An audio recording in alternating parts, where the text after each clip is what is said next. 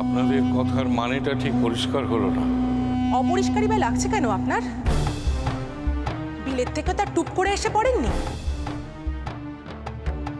এসেছেন তো ওদেশ থেকে। হিন্দু মুসলমান যে একসাথে জল টল খায় না সেটা তো জানেন, নাকি শোনেননি কখনো? আপনারা কি বলছেন? কাকে বলছেন আপনারা জানেন? থামুন, যা বলা হচ্ছে ঠিকই বলা হচ্ছে। এ পাড়ায় এমন অনাচার কিছুতেই চলবে না, কিছুতেই না।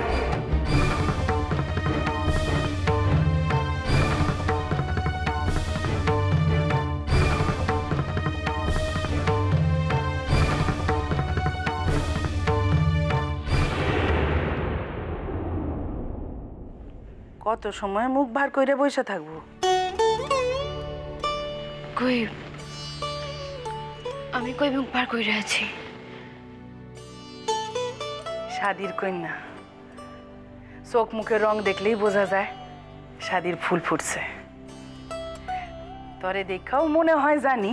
এমন করে কথা কইতেছে না বাপ, জানি কিছুই জানেনও না আর কিছু শোনেনও নাই।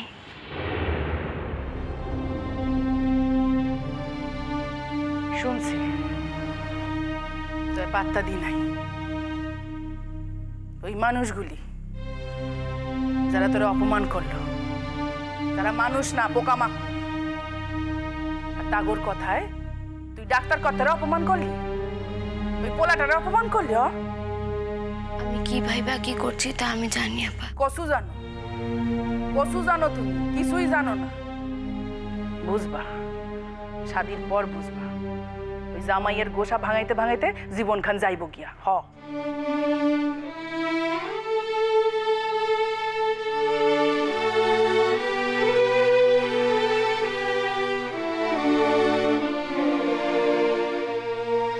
আপা, বয়সখান দিন দিন কমতেছে না বাড়তেছে শুনি? কেন? আমি কি কইছি? জানি না, জানি আরো কম, বেশি বেশি কইরা কম।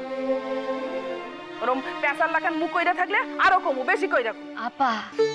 ও, আবার হাসি আইতাছে। জানি না আপা, কয়দিন থেকে না বড় আম্মুর কথা মনে পড়তেছে। সে এত ঠিক কথাই বই। জীবনে এত বড় একখান ঘটনা, এই সময় তো মনে হইবই আম্মু কাছে থাকলে কত ভালো হইতো। আপনি দেখেন আপা, আমার আম্মার কিছুতে আমার বিয়াতে আসা হইব না। তার স্বামী তারে যে প্রকারই হোক আমার নিকটে আসা বন্ধ করব।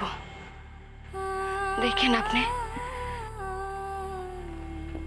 তা না হলে চলে একটার ভিতরে।